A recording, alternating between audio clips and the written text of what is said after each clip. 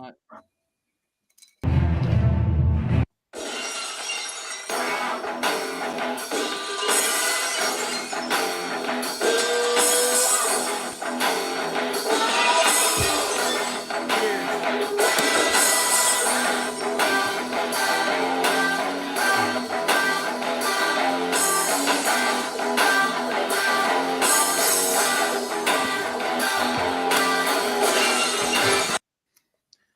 Good evening, everybody. Welcome to the 316 edition of At the End. We are kicking off St. Patrick's Day with the traditional lead-in of a couple of beers for Stone Cold. Also, welcome, of course, as always, here with us, Mike and Sebastian. Boys, Hi. What's going on? Seb, hello. That new job at the nuclear plant seems to be working out for you today. Yeah, top of morning to you. Hold geez. on, let me turn this off because it's just really bright. If I can figure out where the thing is. Hold on a second. Just following along audio only, there was some very bright green Very glasses. bright. There you go. That's better. That's much better. There we go. I should bring my running shoes in because they are literally covered in shamrocks. Hey, hold on. Just keep talking. I'm gonna go get them.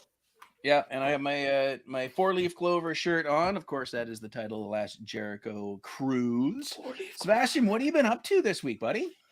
Well, I watched the Oscars obviously on Sunday. Watched a couple of shows to kind of get back, or watch the shows that I didn't watch yet. Still have to watch The Whale. I think that is going to be a tearjerker. So, but I did watch Triangle of Sadness. So, that was. You know what, Mike? You brought some props with you. Let's. I wish I was more prepared, but here are my shoes. Oh, look at that! Shamrock even says "Run Lucky" on the inside of my shoe. They are the ugliest things they're the ugliest things you've ever seen, but hey, I like them. No, not even close. I've seen way uglier shoes out there. I am a pain in the ass to go shoe shopping with. So is it Run Lucky or Run Lucky? Run Lucky. I think it's more like Run Lucky. But yeah. All right, Seb, hit me with your review on Triangle of Sadness. You watched this early in the morning this week, and I was baffled to find out that I watched it at 6 in the morning for some reason, just because I started it late last night and I didn't want to finish it, or not last night, a couple nights ago, and then I didn't want to finish it because I was too tired. So I said I'll just watch it in the morning on my day off. So it's not as terrible as Matt says it is. I understand what they're going for, and like thematically, there's a very important message in it. So I can kind of understand why it would have been nominated for Best Picture. Like the acting performances are phenomenal in it, but it talks all about like classifications and how different class structures shift around and the obliviousness of one class, regardless of what they're doing. They have no idea how the repercussions of their choices or their wants affect the lower class. And it's centered around a yacht where you have a lot of the tiers of people in the yacht, right? You have the rich, which are there for vacation. Then you have their servants or the servers that are serving them. And then underneath them are the people that are running the boat, like the engine room. I'm going to put a pin in that for a second because so the movie centers more or less on two young models. And the first 40 minutes of them is literally just them picking fights with each other because they're both stupid. They each start with a valid point, and then they either can't shut up or decide to circle back and repick the fight for 40 minutes. And then on the yacht, however, they are sort of in their own world in that first 40 minutes. They're upper crust. But they're not. They're there because they were invited on a free promotion. So they're not really the upper crust. Yeah. And so because they are these highfalutin models, they get, they do get this promotional trip, and all of a sudden they are on a yacht with a lot of billionaires, Russian oligarchs and European businessmen that, are worth billions with a B of dollars. So all of a sudden now they're at the bottom rung. They're like the poor kids on the block.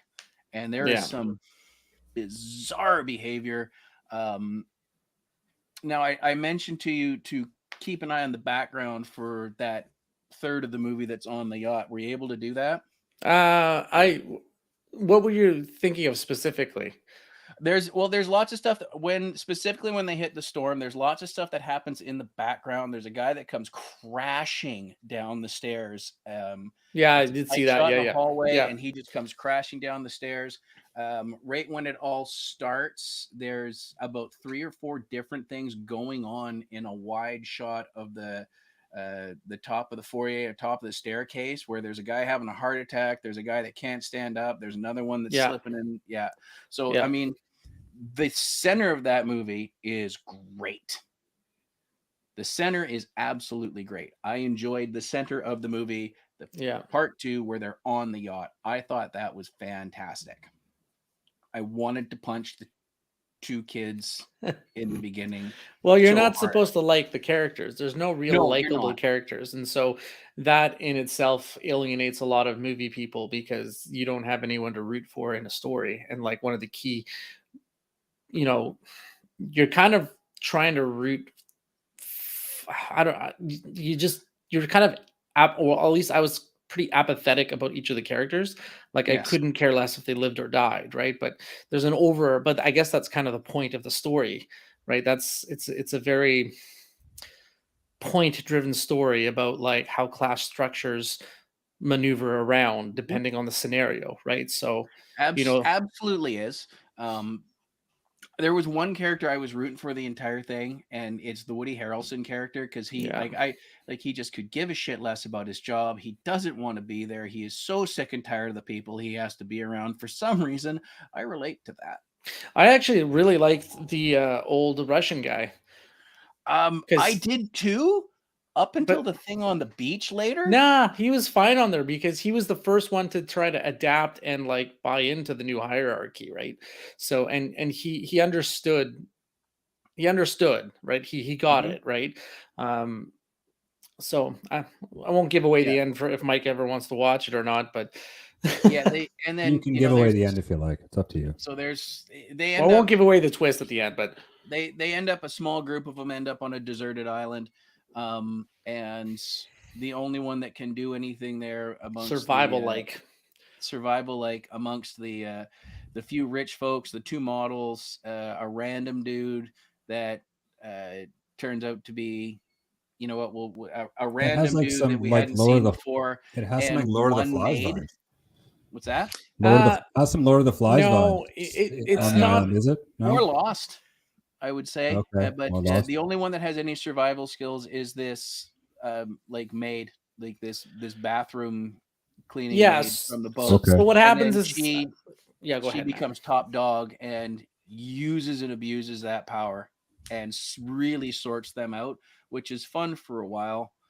But yeah, it was but going back to like the model couple, the 2 attractive people that are kind of the central 2 characters through each of the 3 stories or 3 acts, I guess, their entire thing thematically is, I want you to behave the way I think you should behave, instead of just accepting them for who they are and how they are. So that's the whole problem with those 2, and they never break away from that relationship because the main male model always wants something different from his partner. I want you to behave, and it closes the first act by basically saying, I will make you fall in love with me, right? It's a pretty powerful statement to make. So you're like, okay, well, that's not exactly how it's supposed to work, but I mean, those 2, and again, like, the whole thing starts, he has a really good point to bring up, and he doesn't get the resolution he wants, but it's to a point where it's like, okay, now it's time to let it go because you're at a restaurant in public, but then he just can't stop hitting on it. And it gets weird and it gets awkward, and she does the same thing. I think we probably you enjoyed it more than I did. He's actually a pretty good. Absolutely, if you're a fan of the How Did This Get Made podcast, or just watching it's not bad movies, I would say go ahead and watch this. I have to watch it just to get another opinion between the 2. Maybe I'll be somewhere in the middle or more lining to one side. It is the most out of all of the Best Picture, and I haven't seen Women Talking yet. It's the only one I haven't seen, but out of the 9 I watched, it's the most art like in terms of getting a Best Picture nod. It's the most out there in terms, even more so than everything. Well, I mean, that's more of a classic story, even though it's really weird, but it's set up as a classic story. This one is the most out there in terms of like, you're either going to be fine with it and like it, or you're just going to fucking hate it. Because it's just, I'm going to agree with that. And, you know, as we segue sort of into our Oscars, one of the big controversies coming out of the Oscars is the star of this movie, or one of the stars of this movie, Charlby Dean, I probably did not say that right, actually passed away from an infection, a sepsis type thing, right before this movie hit theaters. So, Jesus. I mean, she puts on a great performance in the movie. But she was in a car accident a couple years ago and had, I think, part of her spleen, if not all of it, removed. And then there was complications from that throughout her life. And she had an infection, and it just was all of a sudden, just boom. Oh, that's awful. Yeah, 32, so, I mean, promising young actress, 32 years old. Sad. Yeah, and I mean, you hear something like that, you immediately think, you know, River Phoenix sort of went out and the party got you. But no, this was a legitimate, tragic, not a self-inflicted thing. So, I mean, and she was good. I thought there was no shortage of good actors in there. I think, true or false, had they moved Woody Harrelson to the island, would the movie have gotten better? I don't know. I think it would have. I think that character would have improved. Woody's character would have improved whatever was going on, whether it was. He's kind of like the only character that actually knew, kind of deep down, how, like, he's kind of the vessel that the audience watches the movie from, and he's just like, I don't care about these people, like like here we go again. Do you know what? I think he's I don't know if he's the vessel we watch the movie maybe from, he's not the vessel, maybe he is the most relatable character.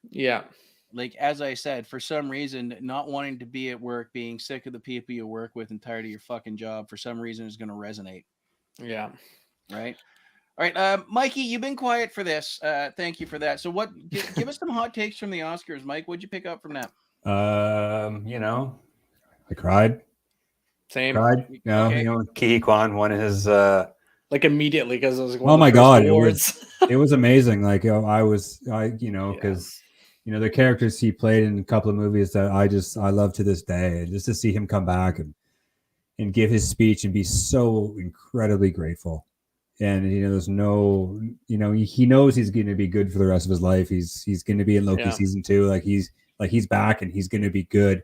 And just to see the whole thing, I couldn't help it. And him thanking his mom, and absolutely, it wasn't like, it wasn't tears of sadness. It was like overwhelmed with joy. And it was so awesome. Even when Jamie Lee Curtis finally won hers too, I was so happy for her. Her reaction. So cool.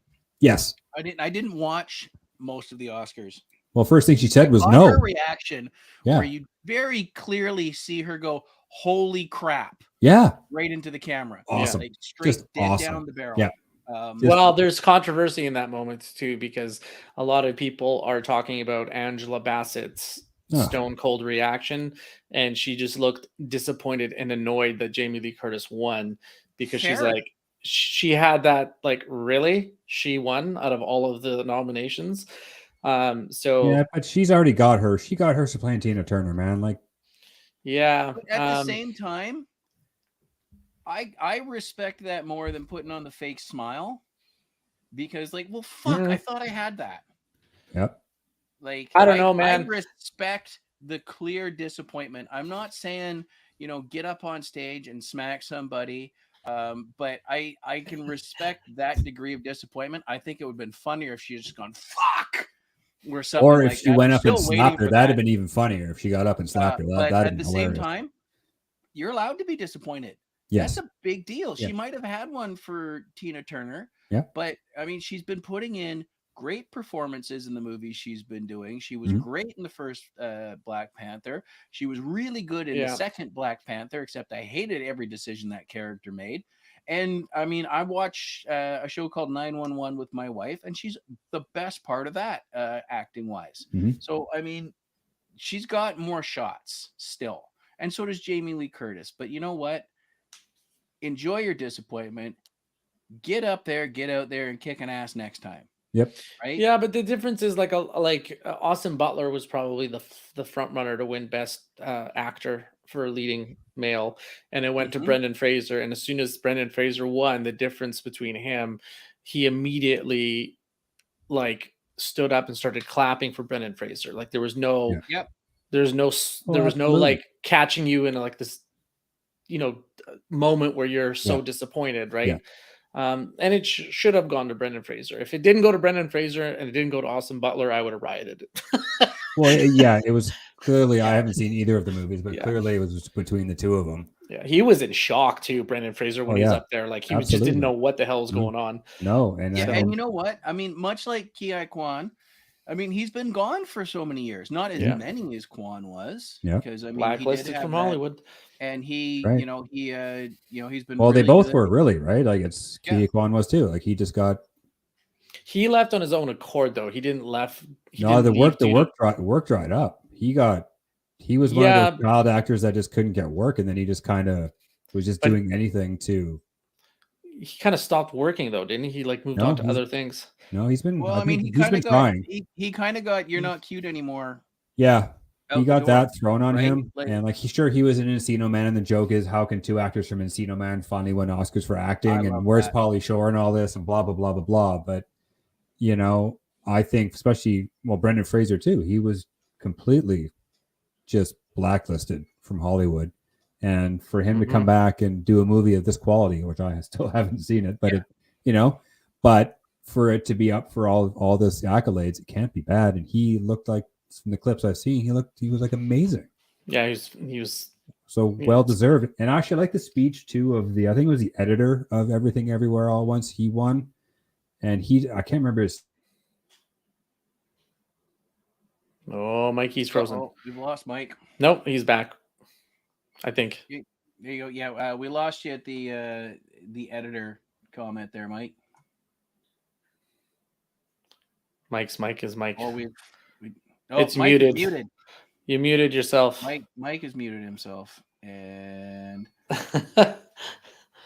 Mike, you are muted. their mic is not. There it is. Fucking computer. When do you get your new computer? I think Wednesday or Thursday of next week. Hey, it's a good time for that. Fuck. Yeah. Readjust your volume there a little bit, buddy. Am I low? That's all right. We'll figure all this out eventually, right? Yes. I had a thought in my head, and it died of loneliness.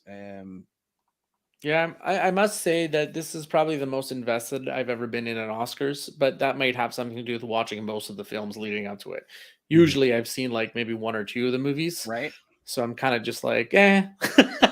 But now I had, because we talked about it ad nauseum for so many weeks, and now it's like I'm stoked to see them. And I watch like 6 of them in the week leading up to the Oscars, so they're all fresh in my mind.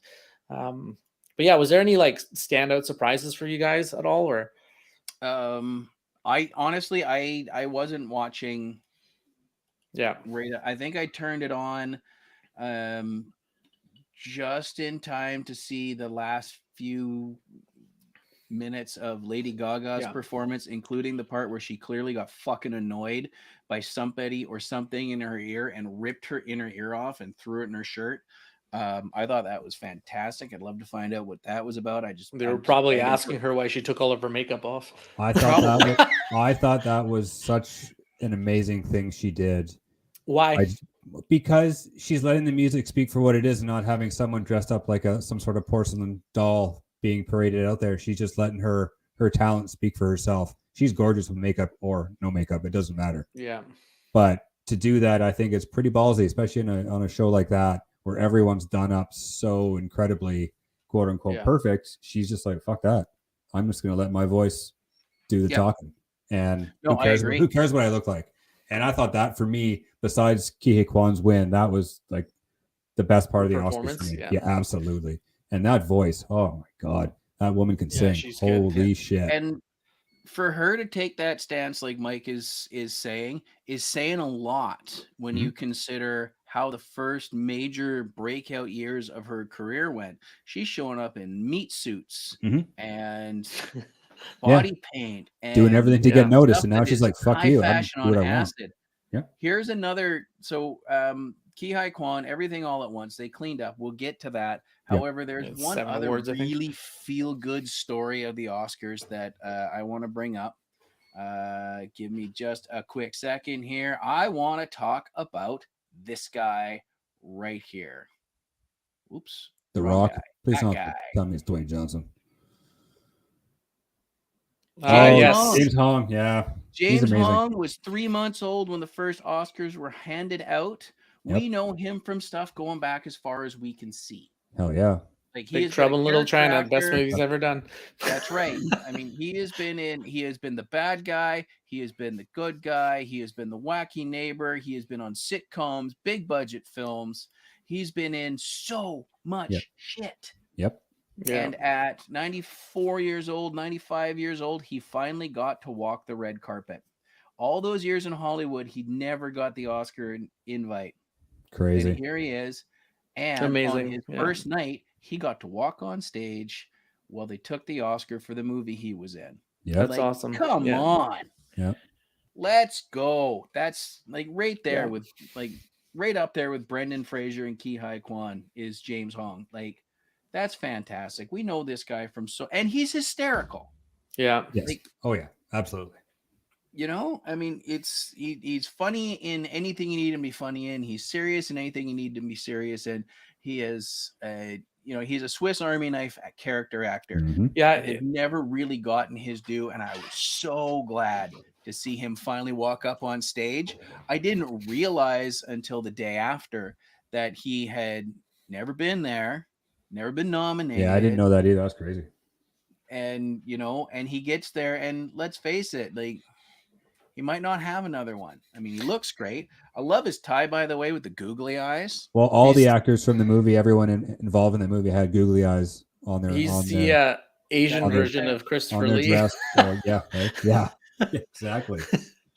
Because he was in like everything in the 80s that required like an Asian contingency or like Asian gang or whatever. Like he was just known for being involved in those kind of stuff. So super happy for him. Huge day for Asian culture. First Asian female lead to win an Oscar with Michelle Yeoh. So I also thought Jimmy Kimmel killed it. I think he was really good for how much he could be. He's pretty safe, but also highlighted some of the things from last year and joked about them, right? So sprinkled in. But his thing at the end of the show where as he walked off stage and years he's without got the big incidents. sign like you'd see out front of a workplace, or it's like number of Academy Awards without an incident, and he covered up the 0 with the 1. Like, that was hysterical. Yeah. I did lose my cable at one point right near the end of the evening. I was tuning in specifically to see the last 3 awards, and I did get it back in time to see Everything Everywhere All at Once. It cut out during the in memoriam segment, which is always something I've enjoyed going back since I was a kid. Just see, you look back throughout the year, there was a couple of snubs in there. We mentioned the one, Tom Sizemore. A lot of people are throwing it out there that Tom Sizemore was snubbed. I don't think he was, because he died in 2023. He died a few weeks ago. I think he's just on the early reel for next year. Possibly. Next year, then I'll be pissed. Well, you think, man, it's tough with his checkered past, with all of his stuff. Like the way people are now. Do they think they should include a guy that's had some domestic stuff, drug problems, all that stuff, right? Which I think, So I'm going to counter that with 2 words: Mickey Rourke. Yeah, but we're in a different, even from when Mickey Rourke made his comeback, we're in a different time than that, even, right? Yeah. Like, it's much more sensitive now than I guess I should really tread lightly here. Yeah, careful. I'm not going to. Yeah, but we're in a much different time than even 10 years ago or whenever Mickey made his comeback. Yeah, but I think sometimes I don't know. I'm just going to shut up because I'm sure I'm going to. No, I get what you're say going. Something I don't. I'll say something I don't intend. And I don't mean, right? We were an evolving culture, and when Mickey made his comeback, we weren't as evolved as we are now. So we were a little more willing to turn the other cheek. To turn the page, if you will. To turn the page. Here I am. Quick question. I've just done a little input to the Google machine. I'm going to go back to James Hong. How many acting credits does he have on IMDb? Isn't it 630 or something? 630, Seb? Something like that. I think it's less than 300. No, it's over 6. They said it during the show. Okay, 605. According to IMDb, his acting credits 456. They said 600 something. Like I think it was Jimmy Kimmel said it. I mean, producer. He's got 8 producer credits, 5 writers, 5 directors, 3 soundtracks. He's got a bunch of other stuff, but his acting credits, according to IMDb, interesting.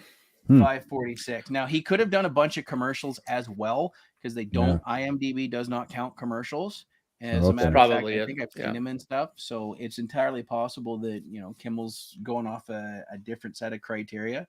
456. I mean, come on. That's a lot. That's a hell of a body of work. Yeah, that's a lot of different films to get your feet wet in, so to speak. Yeah. Wasn't he the old guy in Gremlins as well when he gave the Mogwai to Rand? Maybe to the dad. I'll look it up. Gremlins. Look that up. I'm right here.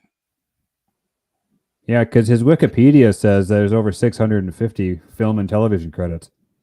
Yeah, see, I'm betting they're counting. I don't think it is somewhere. No, that guy was really negative. Old. That guy was really old. Yeah, like he was. It's a black and white picture. It's Kei Luke is his name. Oh, okay. So there was history made in this Oscars. A24 Studios took all of the major awards. One studio. Wow. So because they did everything everywhere all at once, and they won did the Whale as well, right? Yes. So they won all of the acting awards. They won Best Picture, Best Director, Best Screenplay. Jesus. And all 4 of the major acting awards. Good for them. For one studio. That's crazy. So especially in 1 year. Yeah, that's insane. Imagine the investors lining up at their doors right? on the Monday morning saying, here's a blank check. Go make another movie. Go make whatever you want. And that's how it works. I mean, look what happens to TV channels, AMC.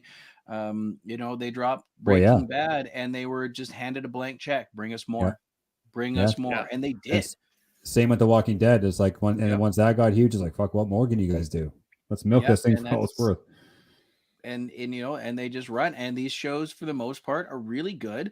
I mean, they're not always there. HBO has been making money doing that for decades. They haven't really slammed into a glut like AMC did, where they're just hammering out stuff and you got 3 solid hours of TV on a Sunday night. But, it's good for them. Make your money. If you're putting out quality content, which is difficult in this day and age, go for it. HBO is always going to be successful because they're always going to give the go-ahead to IP platforms that require a little more of an adult content scenario, like Game of Thrones, for example, right? Like all the R-rated TV shows go to HBO because they'll give them a shot. They'll be like, if it's good, it's good. They also have the ability to pull something if it's not working, as in the first Game of Thrones sequel, or I guess it was a prequel about the Children of the Forest, was in pre-production, may have even started filming, and they pulled the plug on it saying, this is not working. This is not good. Yeah. And then House of the Dragon was put in place of it to basically say, okay, this is the new show we're going to feature from Game of Thrones. Was that the Children of the Forest? Is that the one with Naomi Watts that got canceled? Yeah. I can't remember what it was called. It was something Wood or something. I don't know, but it was set like thousands of years before Game of Thrones. There's supposed to be a Jon Snow one. Yeah, called Snow. Yeah. Is that still happening? Or well, Kit Harington was like the spearhead for that whole production. So I think it is as of right Mhm. now, if I'm not mistaken. Excuse me. Yeah, A24 has made some pretty cool movies. Yeah, they're a good watch out for them. So they cleaned up. Well, yeah. Well, while I'm thinking about it, I've been doing the research because I couldn't remember it, and I don't want to try and pronounce it off of memory. You're talking about it was a big night for the Asian culture. The South Asians contributed that as well. Let's not Absolutely. forget with RRR coming away with best song for Natu Natu. Yeah. I mean, I didn't see much of it. I've seen clips of and the song, and like that's a big win for them. It's a good culture, song. it's huge. Yeah. You should watch the Yeah. video for it. It's ridiculous, and the I've seen dancing in bits it. and pieces of it. Oh, those Yeah, two I've guys in the seen video, the thing they do with the suspenders while they're dancing is Thanks. so That's good. what I was focusing on. I'm like, man, they're doing all that, and they're playing with their suspenders too. I'm like, geez, Yeah. so much coordination. Yeah. So it's good. I'll just be over here on the side of the dance floor. That's right. Okay.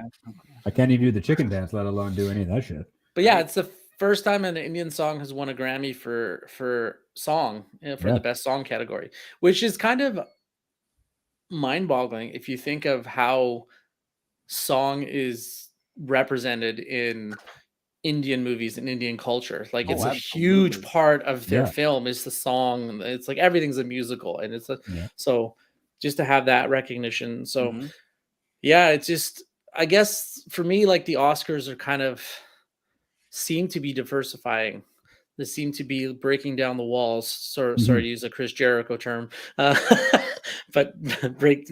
It's shirt on. There you go. To say like, why can't a 60-year-old Asian woman be the lead in a Best Picture? Right? Why can't an Indian song win for Best Song in the Oscars? So absolutely, it's an exciting time for anyone, because I guess the theme of the Oscars is diversity and career resurrection for me, because you see it definitely seemed to be that way this year. A lot of that this year, yeah, for sure. Yeah.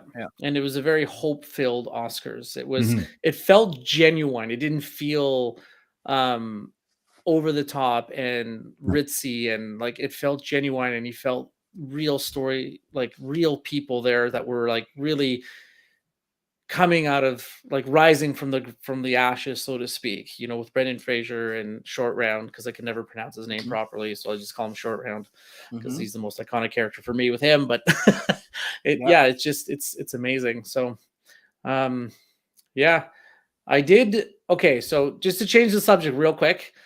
Okay, well, hold on. Before you change the subject, there's one other thing that I saw Ki Kwan say. So apparently Corey Feldman called him. Oh, nice. And his entertainment lawyer Jeff was Cohen at the Academy Awards with him, who was Chunk in the Goonies. Chunk. So yes, that's right. I did see that. Yeah. Did you see did you see the hug, like him and Harrison Ford hug at the end? Yeah. Awesome. Oh, so good. Yeah. Well, you've read the story. So apparently Kwan was in a green room for something. I can't remember. I think it wasn't that the Golden Globes or something? It might be Golden Globes or BAFTAs or something. Yeah. Anyways, a big award ceremony. He's in the green room, and somebody's like, "Well, Harrison's here." He's like, "Oh my God, I haven't seen Harrison. I got to see Harrison." And he's looking around, doesn't see him, and then keep in mind it's been like 30 plus years since the Harrison's outside the door. Do you want to see him? And he's like, yeah. So he goes, he opens the door, and Harrison gives him the fan fear striking grumpy look. Finger. And Kwan is like, uh-oh. And he goes, "Are you Short Round?" And he goes, "Yes, Indy." And then big fucking reunion. Wow. I'm getting the goosebumps, just like that's fantastic. Yeah. Like grumpy, and like there was a moment of fear. He's like, "Oh, he thinks I'm a fan. I'm about to die." Because Harrison Ford is one of those guys. He just doesn't want to be bothered anymore. And you know what? Fine, fair enough. The world needs more of him. It needs more of that energy. Ki Kwan. Oh yeah. They need more of that energy in the world, like that childlike energy where everything's wonderful and not afraid to show emotion and just be in wonderment all the time. Like he's experiencing things for the first time. Instead of just being grumpy and disgruntled and like, it's I don't know. He's a fresh breath air.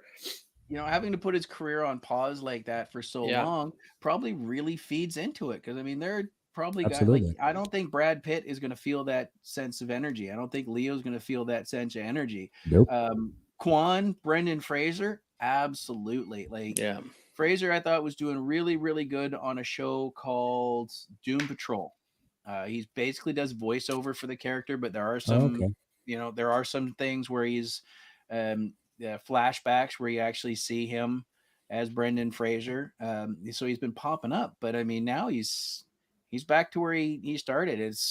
For both of them, it's all about don't fuck it up now, because Mhm. there's lots of Oscar stories where like you won this Academy Award and what do you follow it up with? Hot garbage and your career's in the toilet. Cuba Gooding Jr. Yeah.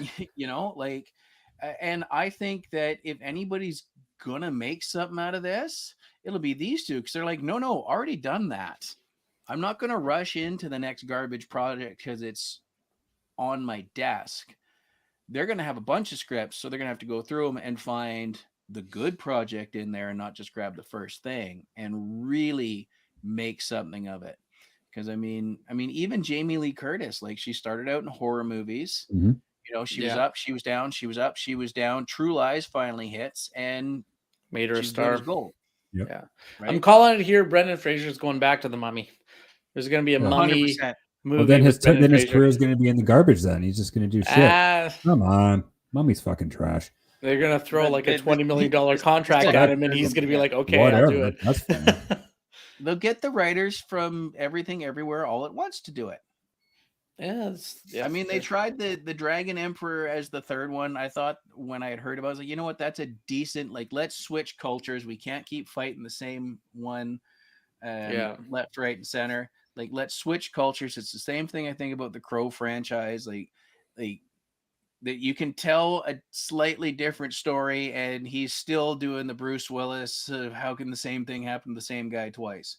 Right? Like, yeah. I mean, you guys, we were texting back and forth, the three of us, and you guys told me Brendan Fraser won. That was my exact statement. Was Mummy 4 just got greenlit? Yeah, that's right. I can see it. And I can see it. You know what? Tom Cruise tried to resurrect the franchise. I never did see that one. No, I heard it was terrible. It was. He tried to resurrect. He was part of resurrecting the old monster movie genre. Yeah, that's right. They had a whole thing set up with a bunch of A-list talent. He got The Mummy first.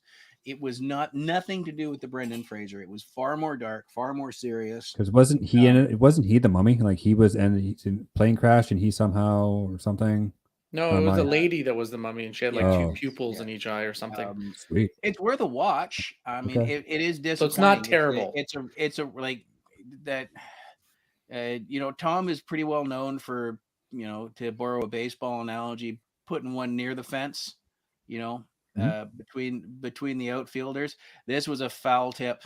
It's a rare miss for him. Like it connected in so many levels, but you know what? I mean, he had the distance. It was just on the wrong side of the yard. It's Tom didn't have a great night, but Top Gun won Best Sound. That's right? What do you guys think about Tom Cruise not being there or James Cameron not being there? I think it's fine. It would have been more fun if Tom Cruise was there, because then Kimmel could have made fun of him. It's true. I don't like it, man. You're nominated, your movie, you're the producer of Top Gun. And they said, well, he's got issues with timing for Mission Impossible 8, but like he's the producer of Mission Impossible 8. And it's a Sunday. They're not filming on a Sunday. Well, I think because there's beef with him in the Oscars too. I think he probably knew they weren't win. Yeah, and I mean, and that could just be it. I mean, they could just be inside enough that they're like, you know what? Like, he probably even knew who won. He's like, oh, fuck it, I'm not coming. I can be more productive over here for this project than I can be, flying back to LA to sit in this theater where I already know, as good as we were, we got beat fair and square. I disagree with you guys. I think you're in. This is your profession. This is your chosen walk of life, and you're an icon in this specific industry. So, by not showing up to the award show that kind of helped make your career, so to speak. Like, I mean, the Mhm. Oscars, Hollywood, like, I just, and your movie is win or lose, you have to go there to show respect to the other Well, I think you movies just that said it. you're I don't there. think he has respect for anybody else but himself and his religion of Well, they craziness. did make cracks at that Right? too. Exactly. And he What was the doesn't joke? go. Ron can't L. Hubba Hubba or something? Yeah, something like that. And he doesn't go out in public anymore, so I don't Yeah. blame him. Like, I don't blame him. I'm Well- not surprised he didn't show up. He's never He anywhere can't except go out in public. right. No, he's Tom Exactly. Cruise, man. He's fucking gonna get Cruise. handed. Yeah. Like he's at a level with Brad Pitt. And I think he and- looks old, so he doesn't want people to see him look old and not in Yeah. a movie where he doesn't look old, right? You know what? Mhm. But What do you mean? Looks 30 he's for got the rest of enough his money life. that if Tom don't want to do it, Tom don't have to Well- do it. And the boy is bulletproof. If he can get away with that shit he pulled on Oprah and still turn around Right. and crank out stuff where The we jumping are on the couch thing. Yeah, jumping on the couch Yeah. and just being like, a complete bozo. maybe it's him, maybe it's not, maybe it was the meth. I don't know. Not that I'm accusing him of taking meth. It was a joke. But Tom Cruise is bulletproof because he's going to turn around. Yes. He's going to crank out a quality picture. Yep. Make another $1 billion Yep. and move on with his life. Like James Cameron, Yeah. bulletproof. Same He- thing. Yeah, exactly. He doesn't need to Like- be there. Even if they would have won, he'd been like, yeah, fuck you guys. I don't care. And let's be real, the guys have been He going to these needs things to for be 20 there, or 30 man. years. He's got two of the highest grossing movies in. He's making one and Avatar three. 3 through 30 right now, so he's got no time for Yeah. the Oscars. As far as I'm concerned, they've been to the same work function for 30 years. If you Yeah. skip one, you Yeah, know what, right. whatever. It's Like, Cruise has been going since the mid '80s. Like you can skip one. It's kind of saying that as an NHL player, you don't show up for the NHL awards night. Like it's kind of the same thing. You're busy. that's totally allowed. Hey, I if disagree you're with that you guys. if you're that powerful, you can do whatever you want, and no one's gonna bat an eye. Yeah, Yeah, it's well, Right? that It's- shows the respect that you have with your fellow coworkers, though. Well, they've got none. That's Yeah, pretty so that- obvious, right? Like it's That's and that's shitty. they're shitty people, I'm sure. Yeah. Yeah, and Mike said that too, but like I can't yes, imagine we're doing this for free. There's nothing to sue for. That's right. You Yeah. can't. Yeah, exactly. What's that saying? You can't get blood out of a stone or something. It's just not happening. I'm sure they have very good reasons. Yeah. You know what? I get what you're saying, so it doesn't bother me in the least. I mean, had they, had a front runner contender to win, sure, a lot of people wanted Top Gun to win. All three of us agreed that we would love to see Top Gun win, Yeah. and then all three of us agreed It wasn't everything going to win. at once It was wasn't. gonna win. It wasn't going to win. And We wanted it to win. Yes. We were unanimous on, and then we followed up thinking, yeah, it's going to be everything everywhere all at once. Yeah. So I mean, we don't just argue, apparently, which is cool. But I mean, can I ask you guys a question about Harrison Ford? Yes. yeah, okay, go. So when he walked out, very gingerly because he is 83 years old. He was Mhm. hammered. No, I think that's just how he is. I Either way, it's instantly Harrison Ford. all I could when he started talking, all I could think of was like, how the hell are you doing Indiana Jones 5? And it's not a slight against the man because he's one of my favorite actors of all time. He just looks really, really old. And it's like, how are All you they need making him for is It's- close-up. Well, okay. So the Oscars, I think, as an actor at the Oscars, I think you're more nervous at the Oscars than you'll ever be anywhere else in your career. You think Harrison Ford gets nervous? Yes. He's fucking Han Solo, man. He don't get He nervous. gets nervous, man. He drinks No. I whiskey don't on think set. so. He Yes, wasn't he does. I think nervous. he gets grumpy. Yeah. He He no, hates trust people. me. He fucking hates people, man. Yeah, he's I've heard- done. Like, I've heard stories that he needs a couple shots of whiskey before doing scenes, and this might be good This for is him. gotta going back just to Loosen him up calm out of his his nerves. drunkenness. And, exactly right. So Right? He's But I- he's on that level though. If Tom and James can do it, George Lucas, Brad Pitt, Harrison Ford, they're on that level of. Well, I think that's what he wants to do, actors are and very nervous he at the doesn't- Oscars. It could be very easy. Like, I need my shot of whiskey before I do Yeah. this. He's like, oh, we can't let you do that. I was like, all right, I'll check you all later. Yeah. Yeah. Keep Exactly. keep in mind that as a presenter, someone that you're walking on stage, you're not only there with your peers, every single A-list director, every single A-list producer, every single A-list writer is there in the room with you. Yeah. So you are essentially kind of quasi auditioning. But is Harrison Ford auditioning for anything though? I'm just not specifically No. Harrison Ford, Okay. but just in Yeah. general, like everyone is nervous at the Oscars, right? If you come you out don't and make want a to make baboon yourself, exactly right. You're not going to get work. I totally get that. But all of the influence and decision makers in your chosen profession are looking directly at you in the same room when you're up there presenting an award, right? So, plus he also has to close the show. He's doing the last award, right? And people drink through the show. Like I guarantee you, half the presenters are. It was like 8 o'clock, so he was tired. Possibly too. Yeah, it's late for an old man. Arguably, or I heard that The Rock and Emily Blunt were like pretty much drunk before they went up on to present the first award. Yeah, well, of course. But yeah, it's a celebration, right? It's an all-day event. So, but you guys aren't worried about Indy 5 though? Nah. Okay. Nah, it's Harrison Ford, man. He can do whatever he wants. Well, yeah. Did you see the there was you know how Harrison Ford does these little skits when he's on like talk shows? Oh, you sent me something. I never got a chance to watch it. Actually, I forgot. I do apologize. No, so he's sitting in an interview, and one of the producers comes out and it's like, "Hey, I'm a really big fan of yours. I have something here that has taken me a very, very long time. It's a 2,000-piece Millennium Falcon Lego set." And he goes, I'd be honored if you could like sign it. And Harrison Ford is sitting in a director's chair. He's like, yeah, that's fine. So he's like, okay, I'll go get it. And he brings it out, and it's like this massive Millennium Falcon. It's like 4 feet tall. And he hands it to Harrison Ford, and Harrison Ford grabs it, but unbalances himself on the director's chair and ends up throwing it behind him and smashes on the ground. And he's just like, oh, that's not good. And then they're like, it's fine. And he's like, well, do you have the pen? So it's like, I mean, it's a work, right? But like he did the one on Jimmy Kimmel where he's like, oh, I'll take questions from the audience as long as it's not anything to do with Star Wars. And then the first person that's standing there is like dressed as a Jedi with a lightsaber. He's like, oh, do you like making movies? And then Chewbacca's on there, and then they have this big skit with him. He's like, what the hell are you doing here? And Chewbacca's like, he's like, I told you that was one time. And they do this whole back and forth thing. Oh, that's funny. He's pretty famous for doing like these little mini skits on like talk shows. They're freaking hilarious.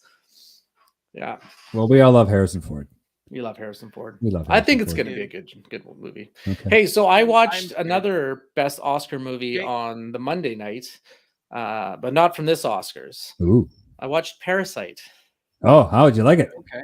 Did you see it, Matt? I have not seen it. Oh come on. It's so good. Like my thing. No, it is your thing, man. I am Trust curious me, it's your about thing. it. I'm Parasite curious. You are. You should totally watch it. You need to watch it before next. It's so good. It is the more okay, so it was good, but the more I thought about it after I watched it, the more, and then like when I actually like thought about it and then watched some videos on it, I'm like, this movie is like a fucking perfect movie. It is. It totally is. Yeah. It's amazing. It's what happened? My bad. What's going on? Get rid of something. Okay. Yeah. So we want to talk about it because I don't want to spoil it for Matt, basically. No. But well deserved. I've had lots of it spoiled for me already. Like what? Go nuts. I know there's a big tonal change somewhere in the movie. Okay, so that's what I want to specifically talk about, but I'm not going to reveal any twists or anything. But like the movie is 2 movies in one, basically.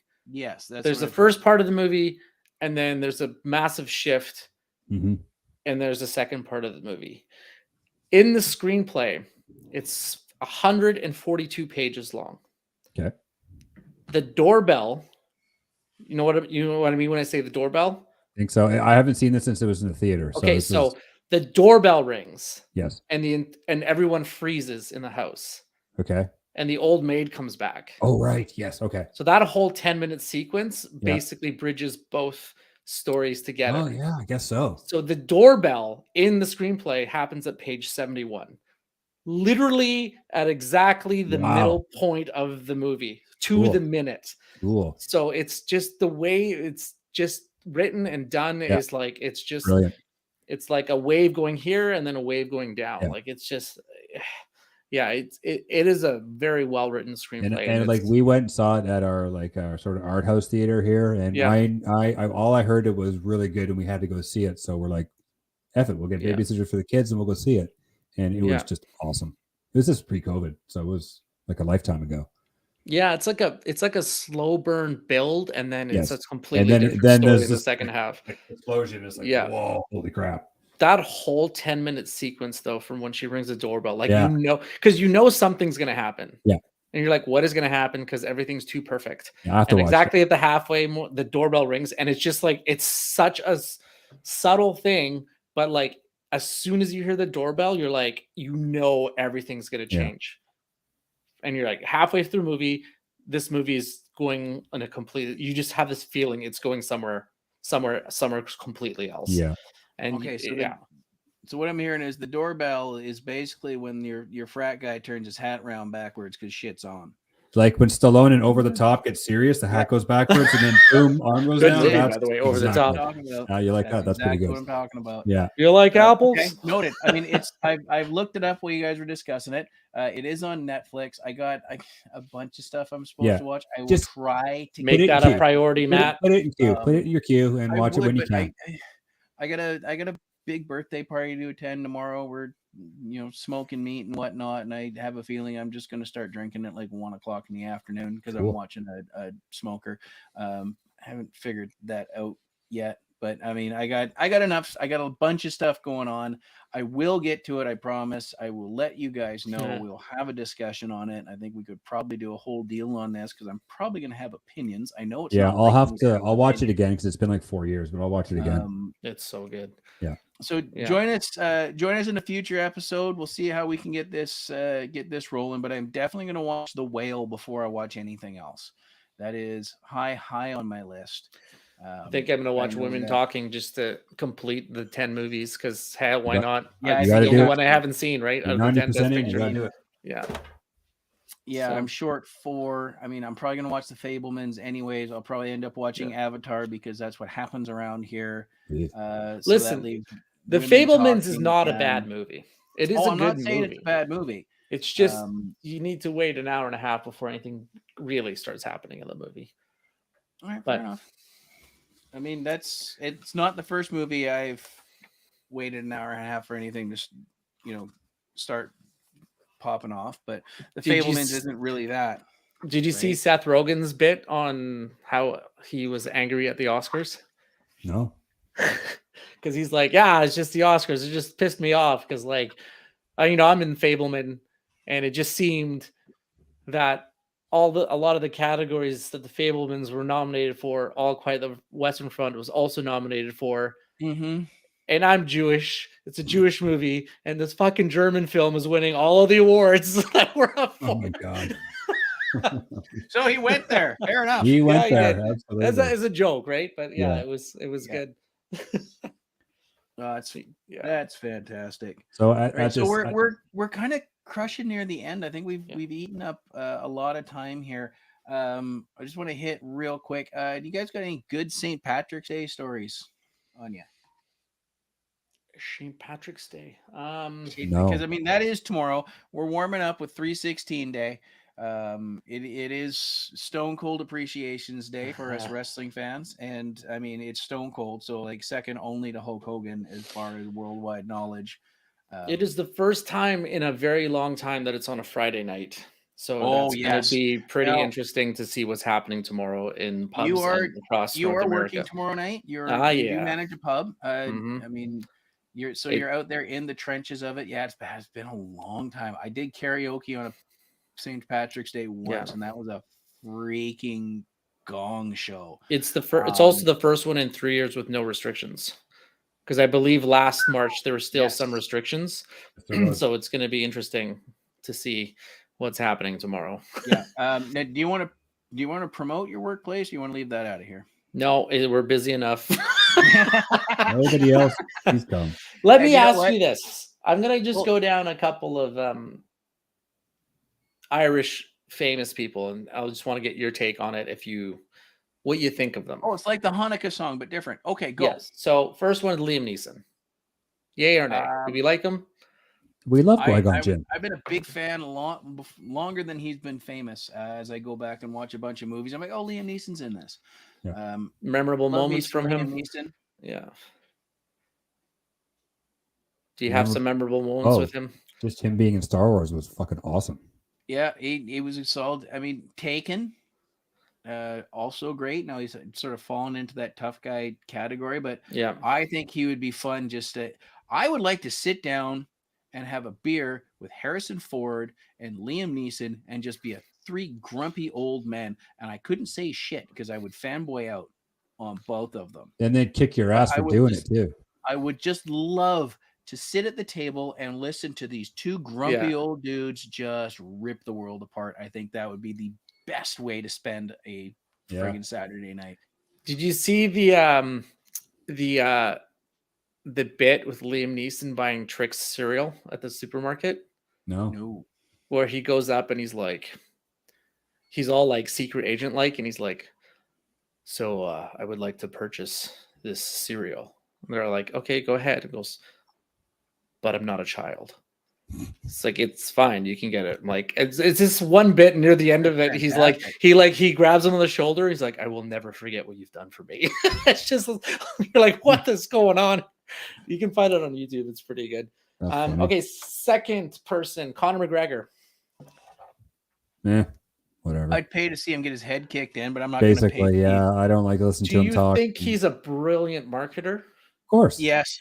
Because he plays the bad guy, right? Like, you know why? Because he did the same fucking thing Mike Tyson did. He did the same fucking thing Dana White did. They studied Vince McMahon. It works. Look at him. Look at. He's one of the biggest draws still in the UFC, right? And he's average at best. He's not even. Of course, he kicked mine. Well, there was a time when he was pound for pound one of the best, right? Yes. So, but the most iconic moment for him where his leg broke in a fight and he's lying against the cage and Dana White has to sit next to him, but he's got a broken leg and he's still shit trash talking. Your wife slid into my DMs last night. I'm like, dude, you just got your ass kicked. Your leg is broken. That. Maybe just like, no, he will not stop with the trash talk. You gotta respect the guy. Like, I mean, he's a heel in a business that hasn't admitted it's fixed yet, right? Like he's out there, he's running his mouth. Like me, you're gonna pay to see him get his ass kicked. Unfortunately, I'm not sure he's gonna get his ass kicked that night. No, I think I don't think he's really important in the UFC anymore in terms of like he's always going to be a draw. He's sell tickets. He's a main eventer, but he's not going to like a cheer title for titles. Contender. No. And if his name doesn't do it, his mouth will. Have you tried his whiskey, the Proper 12? No. Here it's okay. It tastes like whiskey.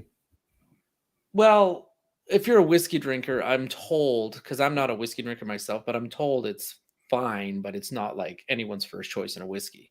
But it's not like they're not going to drink it. So and then I guess Bono, U2. What do we think? Big fan. Big fan. You like their latest album of nonsense? I haven't heard their latest album. I've heard a couple of them.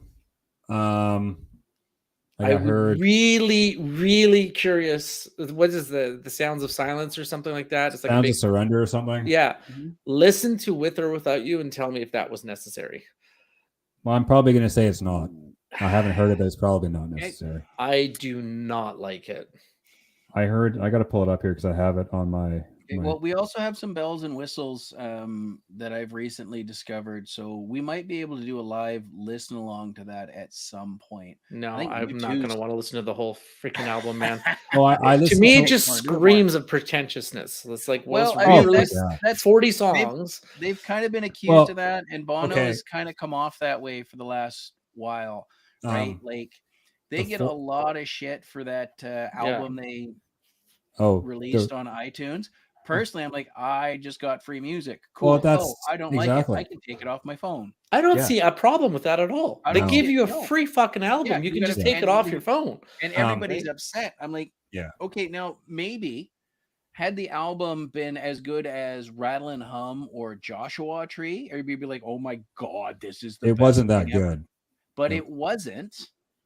And Yeah, unfortunately, but it's a free we do album have a that they gave generation you. of freaking crybabies out there. Yeah. That, oh my God, they got it. Violating my privacy.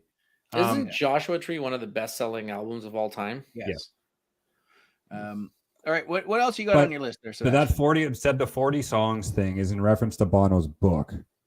Because there's a song, I know it's not helping the pretentiousness, but They it's literally just redid every song, like 40 songs. They just redid yeah, like unnecessarily, yeah, and it I makes guess- some songs worse. oh yeah, for sure. Because he can't sing as well as he used to, so he can't. And Larry Mullen didn't do much of anything percussion wise on this record, and he recently came out and said that Bono was a tyrant and a Yeah. dictator. Yeah. And I guess I mean, everything's not rosy in the U2 world, so but whatever. Well, I mean, For I U2. don't think anything's been rosy in the U2 world for a while. Their last world tour, they did something like 80 or 100 dates Mm-hmm. around the world, legit world tour. They broke even on the last 3. Wow. So I would imagine that if you've spent your year plus or whatever it was, and I'd have to do some research doing that many shows, and you have the stage set up, you have the lights, you have the roadies, you have everybody, you have all the accoutrement, all the rock star nonsense, because they are in there. If you think their rider's small, I'm going to call you a liar. And they do all this work, and it's like, we didn't make a dime until the last 3 shows. Yeah. Like that, There I can are- imagine that being a problem. Yeah. I would love to see the Metallica books, Yeah. like financial Oh, books, to see how they're that doing goes. they're doing just fine. I'm sure Metallica's- they are, but Yeah. you got to remember, same deal, especially when they have that stage collapsing. All right, so we're a little over an hour. Seb, what else you got on your list, buddy? Best-selling solo musician or Irish musician is Michael Flatley. Enya. Sinead O'Connor. Enya, is she? Oh, I didn't realize she was Yeah, Irish. according to Google, which could be wrong, but I'm just Enya's, taking it. Enya's awesome. There you go. Enya's Ireland's makes a lot best-selling of solo sense. musician, known Yeah, for her yeah. Celtic and New Age Yeah, styling. Love Enya. It's good music. Yeah, Oh, back the song in- from Lord of the Rings alone back- is awesome, right? Yeah. Yeah, beer, Back whatever. in my record store days, Enya had all sorts of albums, and on the "It Always Sells $12.99" wall, there was probably 6 of them. So that makes a lot of sense. Yeah. But- Michael Fassbender, also Irish, phenomenal actor. Yes. Except for when Magneto. except for when he did why can't I freaking remember it? Assassin's Creed. I never did see that. I Yeah, Did you ever that was- played Assassin's Creed? Any Oh of them? yeah. Yeah. I'm Yeah. actually I was partway through Black Sails and the one in London. So I put them down for something else, and again I haven't picked them back up. Mhm. I like Fassbender. I don't have a problem with Fassbender. Yeah. I don't. He was know good much in about him. Prometheus. Oh Yeah. yeah, he was great in Prometheus. Absolutely.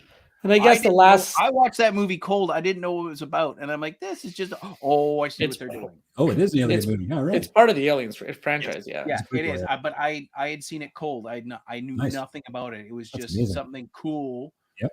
On my Netflix one day, and I'm like, oh, I'll give this a whirl. And I'm Yeah. like, why does this? Oh, there was a moment of realization about halfway through where I was like, oh. Yeah. And I checked Google. I'm like, okay, I'm not very smart. What all else you good. got? I guess the last person that I'll talk about is I don't know if you guys watch the show, but the Graham Norton show.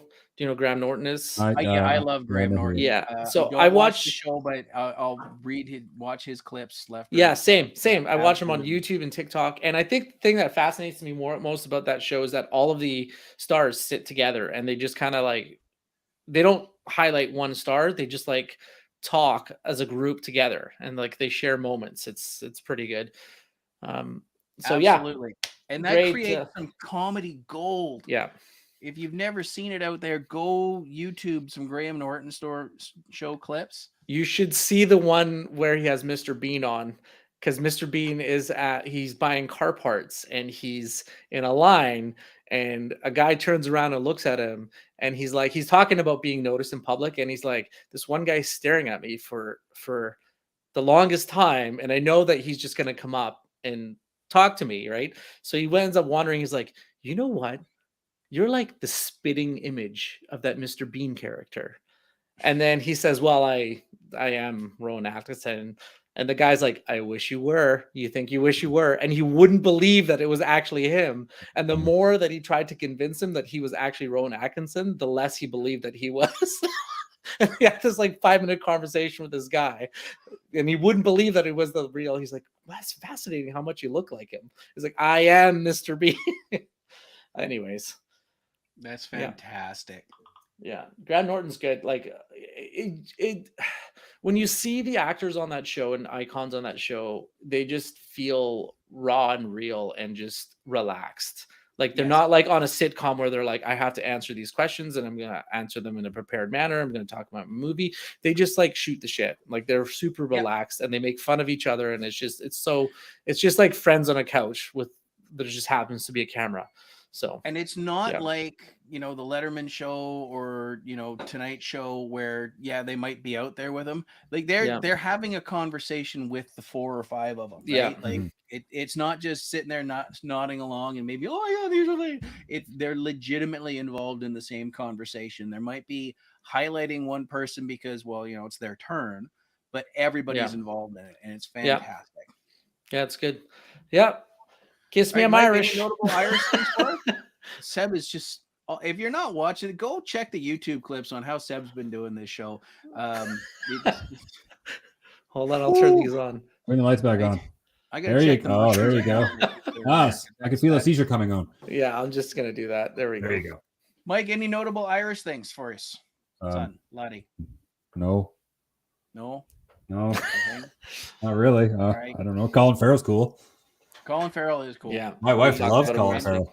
And I feel bad that Banshees didn't get a squat. Still very worthwhile movie. And I think in any other year they would have gotten something because they just got overpowered by the best movie of the year. Well, there was a lot of conversation that Carrie Conrad, whatever her name is, should have got the best supporting female lead. That was a tough category. Yeah, well, you can make a case for any of those nominees to get it. They're all well deserving of it. There was no front runner. I think they're all supporting was tough. Yeah, I'm fine with Jamie Lee Curtis getting it, just because the diversity of her acting chops that she had to bring to that role. Come on, man. Yeah. But I wouldn't have been angry if it went to Carrie. No, Conway. No. Whatever her name is, Conway. Somebody Conroy or something. Carrie Conroy, I think. All right. Yeah, as far for me, these are so bright. I love Ireland's on my bucket list of places to get out and see.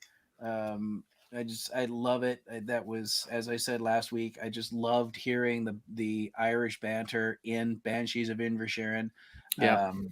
Go see it, Mike. The way they talked to each other and dealt with each other back and forth. Granted, I probably wouldn't be able to hold a conversation. They'd just be picking on the Canadian kid, and that's fine. But just to be able to sit, people watch, and basically eavesdrop. Absolutely love it. Some of my favorite wrestlers are Irish: Fit Finlay, Finn Balor, Becky Lynch. Like the entire thing is. I would wife Becky Lynch. Well, she's already got a husband, and he would kick your ass. He's a jackass, though. Yes. Oh, yeah, 100%. And you know what? Trivia: Becky Lynch actually used to wrestle in Cloverdale. Really? For a while. What? I missed it. Come on, man. Absolutely. You're supposed to tell me these things, Matt. I didn't know either. We can get into more of that at some other point down the road. Big thanks everybody for joining us. And remember, as you are enjoying your 316 day, getting warmed up to go out there and have yourself some of the green beer, just remember one thing above all. Oh, it's not going to work.